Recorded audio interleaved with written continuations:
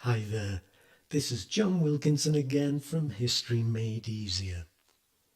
In another presentation, I highlighted 6 important common factors across the 3 crises you study in Soviet-controlled Eastern Europe. Something that's harder to tease out, though, is what was unique about each crisis. Well, this presentation is going to try to do just that. And in doing so, I'll consider the context to each crisis, the crisis itself, and reactions to it.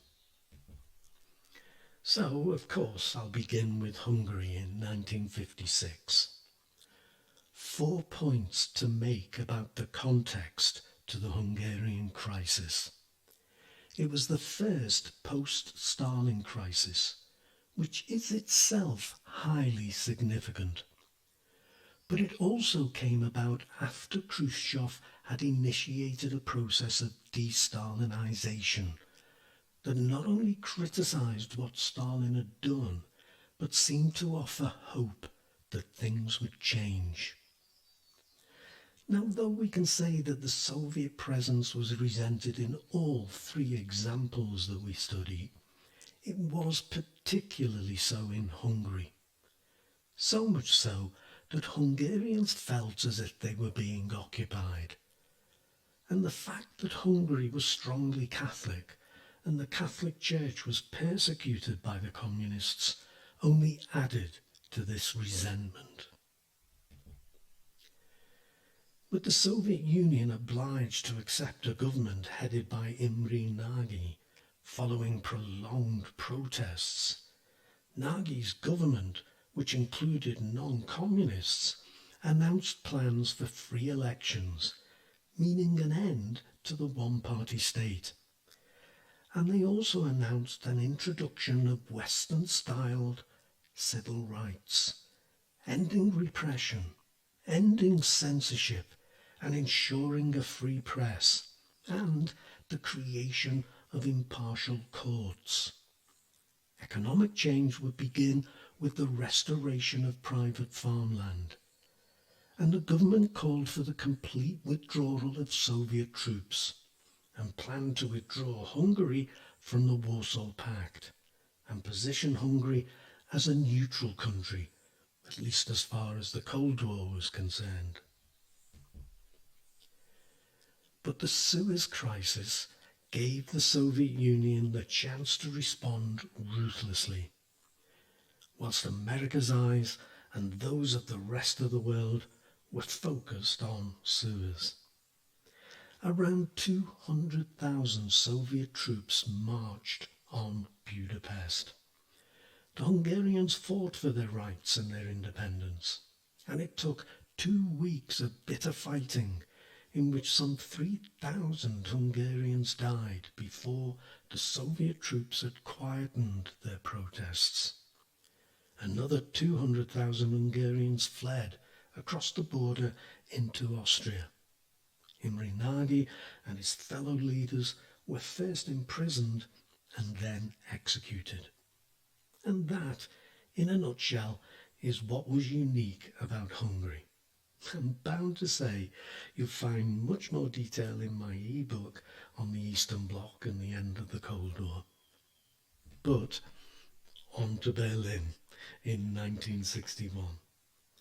Now, unlike Hungary and later Czechoslovakia, there had not been a change of government in the German Democratic Republic, East Germany.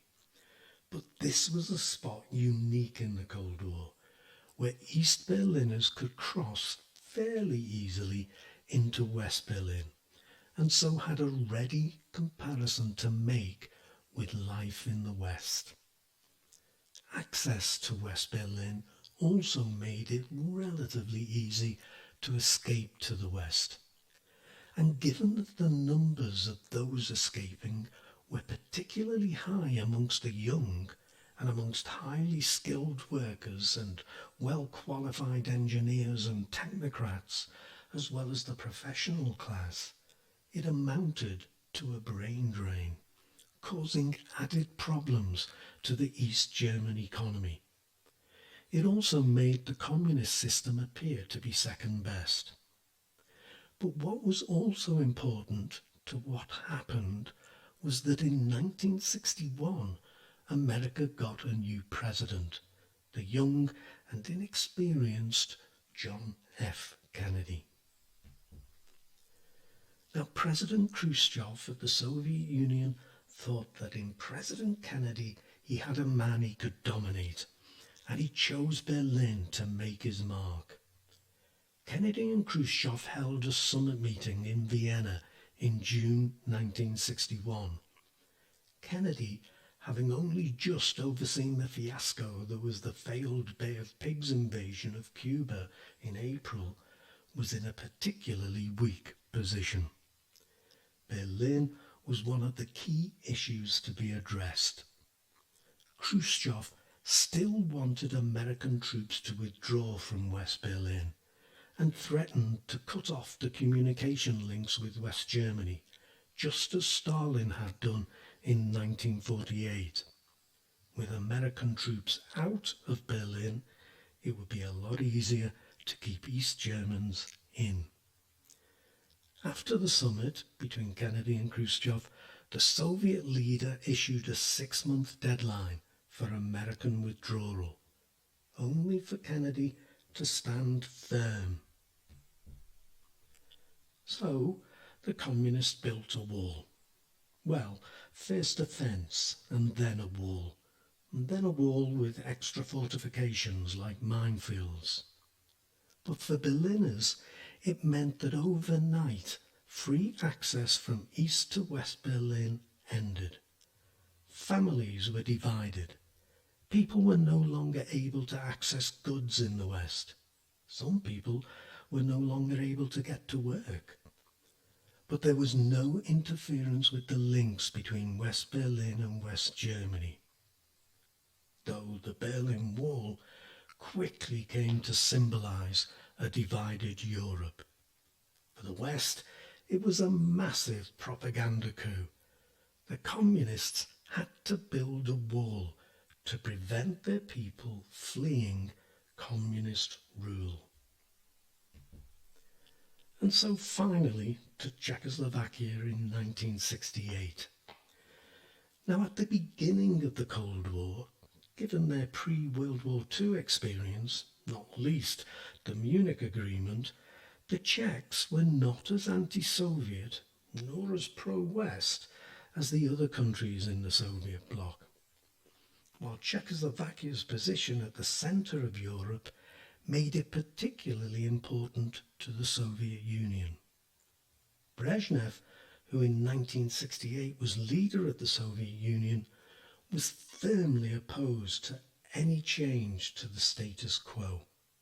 All important context.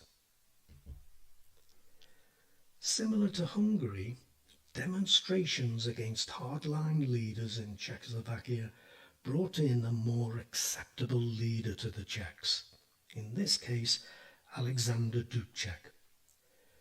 But Dubček was sensitive to what had happened in Hungary. So he said that Czechoslovakia would remain socialist and would remain in the Warsaw Pact, as well as Comecon. What he proposed was socialism with a human face, which meant an easing of censorship, more freedom of speech, freedom of assembly, free trade unions, and a reduced role for the secret police. Other political parties would be permitted, political prisoners would be freed, and elections for a new National Assembly would be held. Czech businesses would not be tied to the Soviet Union's command economy, and Czechs would also be free to travel outside of the Soviet Bloc. But as censorship was eased, so opposition voices were raised. Intellectuals were particularly critical. Communist ministers found themselves in the unfamiliar and uncomfortable position of being scrutinized, even criticized in interviews on radio and television. this blossoming of freedom came to be known as the Prague Spring. In the first instance, the pressure to do something about the Prague Spring came not from Moscow, but from Poland and the GDR. 500,000 Warsaw Pact troops from the Soviet Union, but also from the GDR, Poland, Hungary, and Bulgaria moved into Czechoslovakia. The Czech government appealed to its people not to resist. Instead, they called for passive resistance, non-cooperation, and there were also peaceful protests. Dubček was removed from power, but did not pay with his life. He was made ambassador to Turkey, but was later expelled from the Communist Party, and in a clear act to humiliate him, was made a humble clerk. The whole thing gave rise to what came to be known as the Brezhnev Doctrine. Different paths to socialism may be acceptable, but not alternatives to socialism. And in particular, the one-party system had to be maintained, as did membership of the Warsaw Pact. So, there's another perspective to the three crises in Eastern Europe.